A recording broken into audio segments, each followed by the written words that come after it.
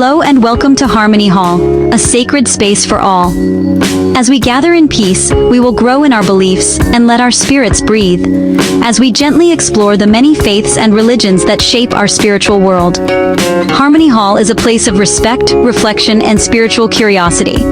Today around the campfire, we journey once more to the sacred sands of Egypt, to open the scrolls that guided souls beyond the horizon of life, where words became spells and faith became the map to eternity. Here, where the prayers of kings once echoed through stone, the sacred words now upon papyrus, no longer sealed in tombs, but carried in the hands of believers. Inscribed in vivid ink and painted with divine care, these spells and hymns guided the soul through the Duat. Each verse a compass, each symbol a key. This ancient faith reveals a world where every life had meaning, where scribes, priests, and families could call upon the gods, and the promise of eternal life reached far beyond royal walls. The Book of the Dead became the voice of a nation's hope, a living bridge between earth and the divine. So come with me today as we open the scrolls of ancient Egypt, where mortal hands recorded immortal faith, and the Book of the Dead became not a tale of endings, but the story of humanity's everlasting search for light beyond life. thank you for being here today, and for choosing Harmony Hall to help you on your spiritual walk to self-discovery. Imagine standing in the silent dark of an ancient Egyptian tomb. The air is still, heavy with the scent of dust and millennia. On the walls, vibrant paintings depict strange gods. Intricate rituals cover the stone. A long, beautiful scroll of papyrus rests beside the mummy, covered in a script of elegant birds, reeds, and symbols. This is not just a book. It is a magical key. It is a map for the soul's most perilous journey. This collection of texts, known today as the Book of the Dead, was the ultimate guide for ancient Egyptians facing the great unknown of the afterlife. It was their assurance that death was not an end, but a transition to a new and eternal existence, filled with challenges that could be overcome with the right knowledge. The name Book of the Dead is a modern invention, a title that sounds mysterious and perhaps a bit grim. However, to the people who created it, these texts represented hope, not despair. They called their collection the Spells for Going Forth by Day. This name reveals its true purpose. It was a powerful tool that allowed the deceased spirit to leave the darkness of the tomb and walk in the light of the afterlife. It was a collection of incantations, prayers, and hymns, carefully chosen to protect the soul from demons, to guide it through treacherous landscapes, and to allow it to stand confidently before the gods in judgment. This story about the Egyptian Book of the Dead will let us understand the long history of these sacred texts, exploring their timeline from the earliest pyramid texts to their final forms. It is a story of faith, magic, and the enduring human desire to conquer mortality, and a legacy that still speaks from museum cases in Cairo and London today. The story of the Book of the Dead does not begin with a single book. It begins with whispers on the walls of pyramids, the earliest roots, the pyramid texts. These first appeared around 2400 to 2300 BCE in the Old Kingdom. They were carved onto stone walls inside pyramid chambers, meant only for the pharaoh and his queen. Their purpose: to transform the king into a divine being and join Ra's daily journey across the sky. Royal prerogative. As Egyptian society changed, so did its religious practices. During the First Intermediate Period and the Middle Kingdom, about 2100 to 1600 BCE, a new set of texts emerged: the Coffin Texts. Often written on the inside of wooden coffins, this was a major shift. The afterlife promise was no longer only for kings. Wealthy officials and other private citizens joined. The Coffin Texts expanded pyramid ideas and introduced maps of the underworld, the realm called the Duat. The true Book of the Dead rose in the New Kingdom, around 1550 BCE, the age of powerful pharaohs, Tutankhamun and Ramesses the Great. Spells were now commonly written on papyrus scrolls. Scribes and workshops could mass-produce them. People could buy pre-made scrolls and add their name. The wealthy commissioned elaborate, colorful vignettes. Scrolls were rolled up and placed in coffins or within mummy wrappings. The Book of the Dead evolved for over 1,000 years through the Third Intermediate and Late periods. It persisted into the Ptolemaic period under Greek rulers. But with Roman absorption and the spread of Christianity, these traditions faded. The last known uses date to around the 1st century BCE. After that, hieroglyphic literacy was lost for centuries. The spells lay silent until modern scholars rediscovered them. Places of origin then and now, Old Kingdom pyramids at Saqqara and Giza, the Theban heartland, today Luxor, their stones still witness to this funerary tradition. The title Book of the Dead is a modern label, coined in the 19th century by the German Egyptologist Carl Richard Lepsius. He saw long papyrus scrolls buried with mummies and called them Das Totenbuch, the Book of the Dead. The name stuck because it was dramatic and easily understood.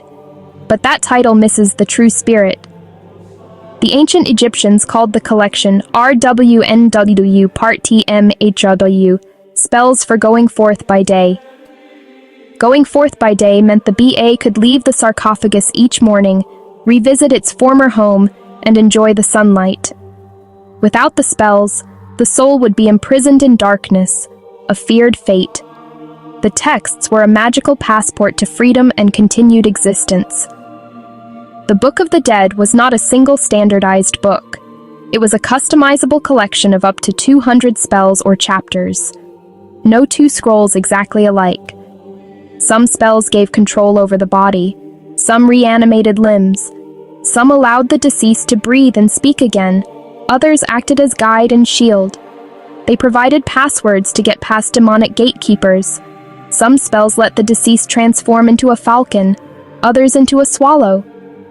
There were spells to prevent loss of memory, and spells to ensure access to food and water, each incantation a practical tool. The ultimate goal was to pass final judgment, to be declared Makeru, true of voice, and to live forever in the Field of Reeds. The Field of Reeds, a blessed eternity mirrored on earth, fields, water, family, made secure by knowledge, truth, and divine favor.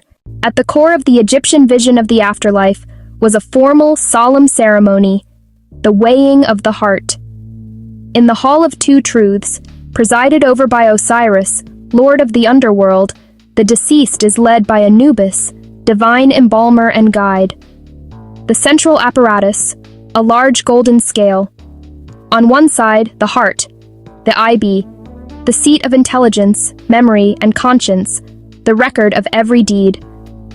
On the other side, the feather of Ma'at, truth, justice, order, cosmic harmony.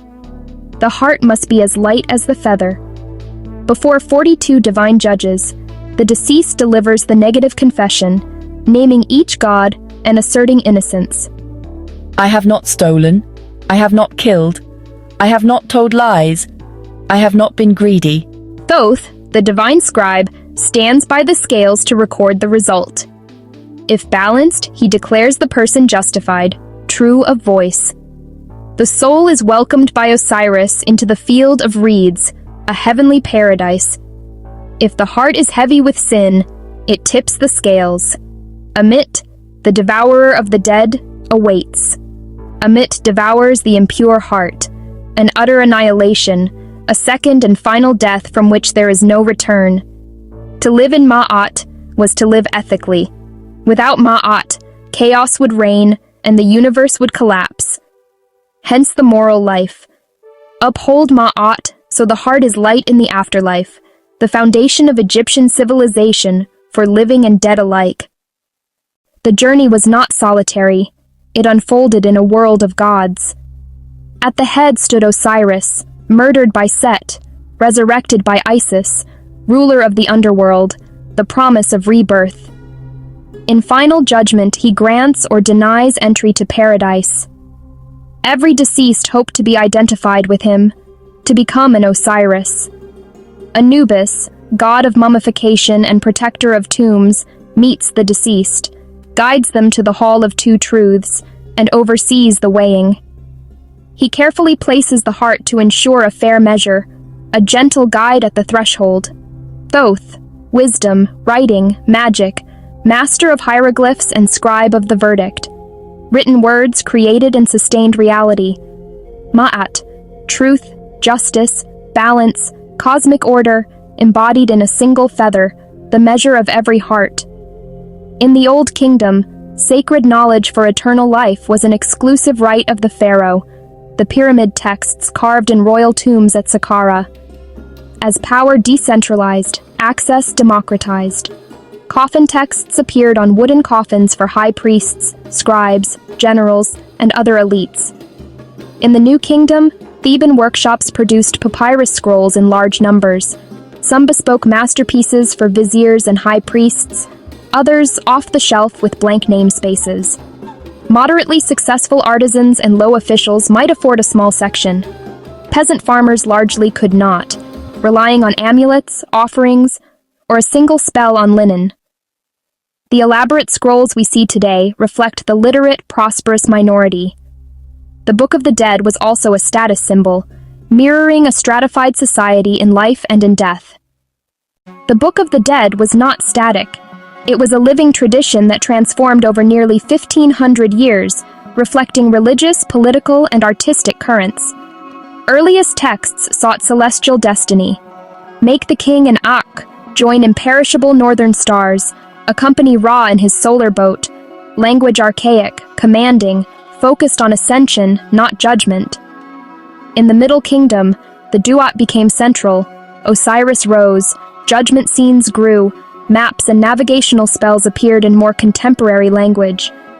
New Kingdom versions standardized many coffin texts. About 200 chapters emerged, richly illustrated with colored vignettes like the weighing of the heart. Scribes compiled and edited a more fixed version, the Site Recension, bringing order to sequence and content. Later centuries saw shorter papyri with key spells, increasingly cursive script, and sometimes images without text. The images themselves held magic. As new cultures and religions arrived, the tradition slowly faded. The ideas did not vanish.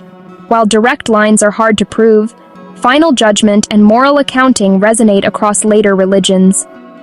Egypt's scale, the heart versus feather, prefigures judgment scenes where the archangel Michael weighs souls, a visual parallel to Anubis.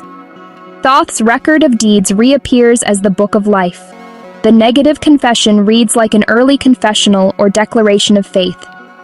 Classical writers, from Herodotus to Diodorus, described Egyptian funerary customs, soul immortality, and underworld journeys. Some see echoes in Greek Hades with rivers and judges. Isis and Osiris gained Roman devotees. Their mystery cults promised salvation. Rediscovery and translation in the 19th century sparked Egyptomania, casting jackal-headed gods, mummies, and scales of justice into global culture. The Book of the Dead is more than a relic. It is a profound window into the ancient Egyptian soul. Its spells and its images provide us with our most detailed understanding of how an entire society confronted the universal mystery of death. They believed that with the correct knowledge, the right magical words, and a life in accordance with truth, the dangerous transition could lead to eternal existence. These scrolls testify to faith in cosmic order and to hope for personal immortality. Their legacy also lies in what they reveal about daily life, clothing, rituals, and myth, an unparalleled cultural record. The length and quality of a scroll, the fineness of papyrus, and the artist's hand all reflect social status and wealth. Scholars in Cairo, London, Heidelberg continue to translate and analyze these texts, using multispectral imaging and new methods, building on E.A. Wallace Budge and modern experts like James Allen. Ongoing work corrects misconceptions and clarifies meaning, offering a more respectful understanding of ancient belief. For the public, these images are icons, instantly recognizable around the globe. In conclusion, not a single book, but a vast, evolving collection, growing from exclusive pyramid texts into a guide for broader society, peaking in the New Kingdom. It laid out a complex path centered on moral judgment, magical knowledge, and divine help. Ideas that echo through later history and captivate the modern world. The Book of the Dead reminds us that questions of life, death, and justice are ancient, elegantly written on papyrus, waiting for the soul's next journey.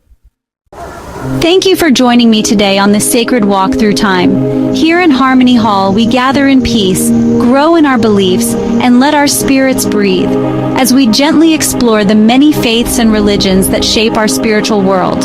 Join us next time, as we continue this journey of wonder, wisdom, and reflection, because here in Harmony Hall, all religions are welcomed and every voice is heard.